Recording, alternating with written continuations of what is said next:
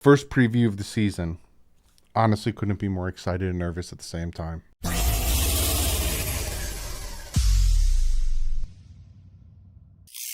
What is up, Fin fans? Miami Dolphins hosting the New England Patriots.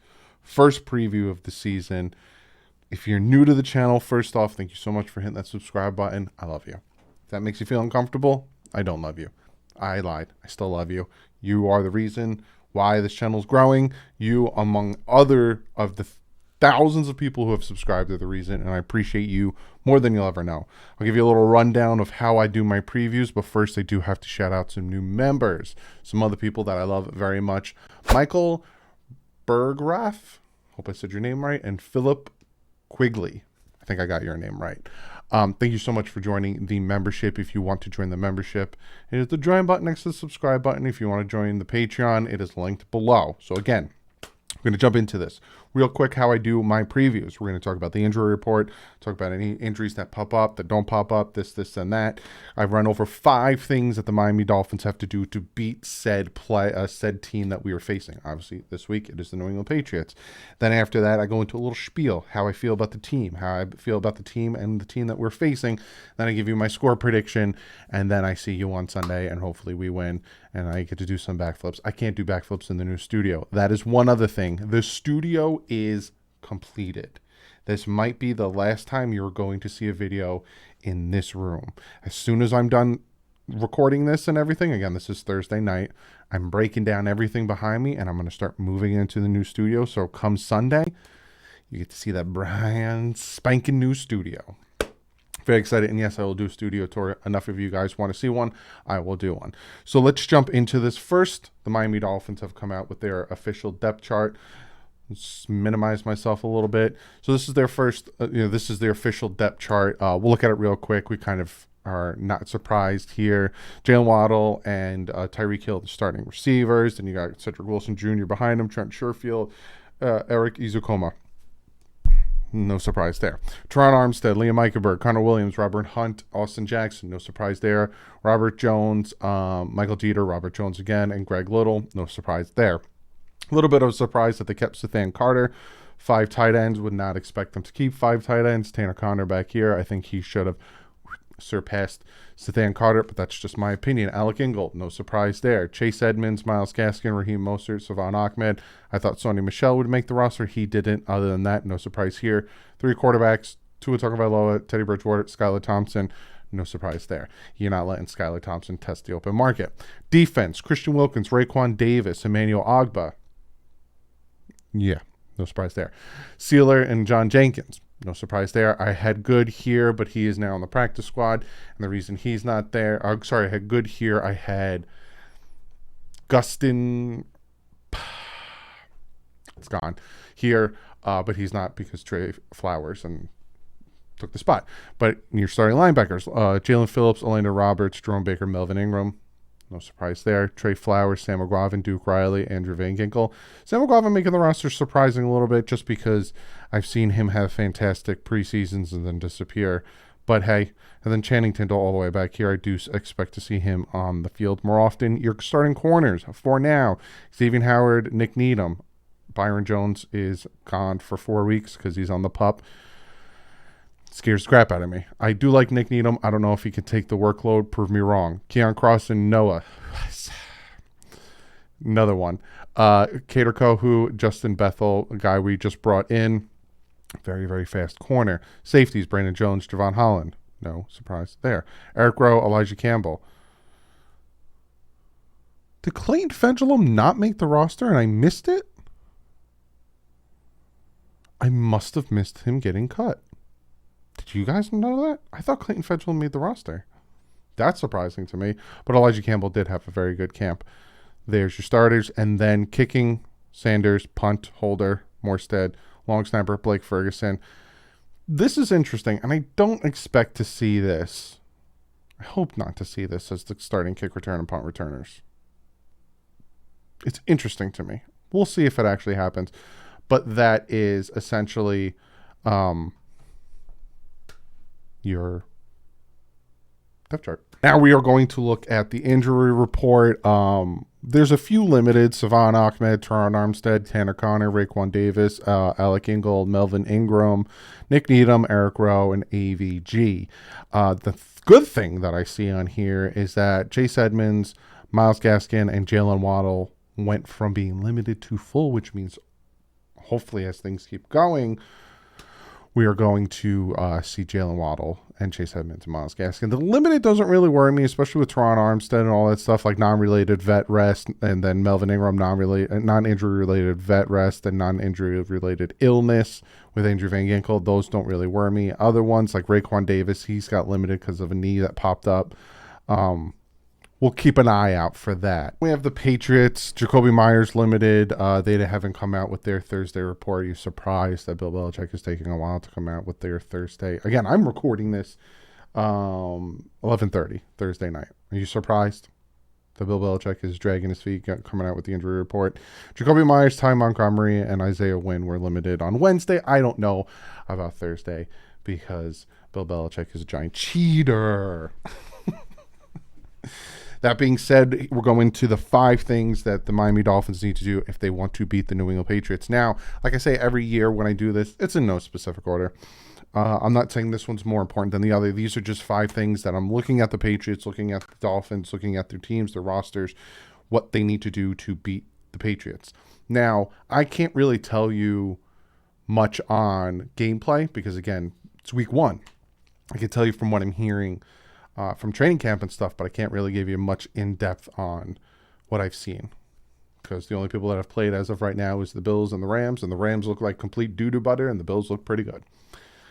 So let's jump into this number 1 thing, and obviously this is probably going to be said a good amount of time throughout the season. Just got to run the ball.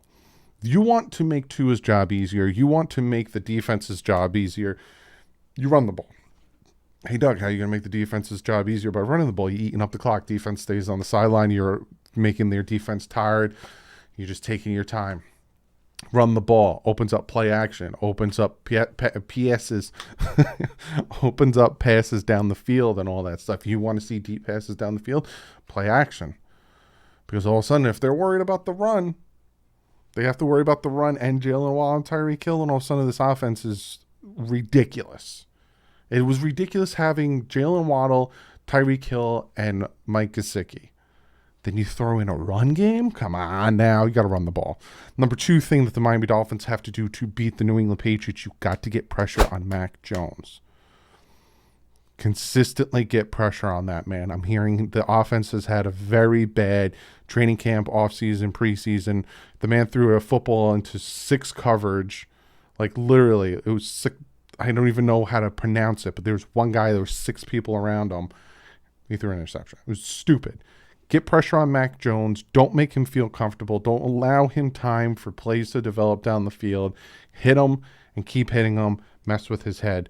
Pressure Mac Jones. The other thing, number 3 on my list, be aware of where Judon is. He is the only one, and I might be stupid, and I might be overlooking some others, but he really is the only one on that New England Patriots D-line that worries the crap out of me. Where's Judon? Oh, Judon's on the right side? All right, well, Ingold, you're going to stay in, and you're going to help Austin Jackson take on Judon. Oh, Judon's on the left side? All right, it's not as scary because we have Teron Armstead. Wherever Judon is, be aware, Tua. Point at him. Literally, he's right there. For the love of God, give me more than 2 seconds for this play to develop. Be aware of Judon. The number 4 thing the Miami Dolphins need to succeed in this game, we need Tua. We need Tua to play at a high level. Now, I'm going to go into a full-on spiel about this when I talk about my score prediction. So I'll give you a little taste, but he needs to step up here. Tua is 3-0 against Bill Belichick. Make it 4-0, but make it 4-0 with a big exclamation point. I just want to win, right? So if Tua comes out, throws like 20, 25 passes, is like 18 for 25, throws 2 touchdowns, and has like 250 passing yards, I'm good with that. Even one time, I don't care. I just want to win. we need that good Tua, right? And the number 5 thing, speaking of you need that good Tua and the running the game, everything, no mistakes. I say this every time the Dolphins play the Patriots. Bill Belichick is still Bill Belichick. You cannot give that man more opportunities on offense. I don't care that Matt Patricia is their offensive coordinator, which makes no sense to me. You can't give them more opportunities. So whether it's on defense, offsides, holding, whatever, to give them an automatic first down, everything, even though some of that's out of their hands as I scratch my palm, because sometimes the refs are just blinded and dumb, especially on offense, false starts, holdings, interceptions, fumbles in critical areas, snaps over their head by bad snap exchange. No mistakes. This is a very important game. Week 1, Doug, I don't care. It's going to set the whole season, in my opinion, these next 3 games. That being said, those are my 5 things that the Dolphins need to do to beat the Patriots.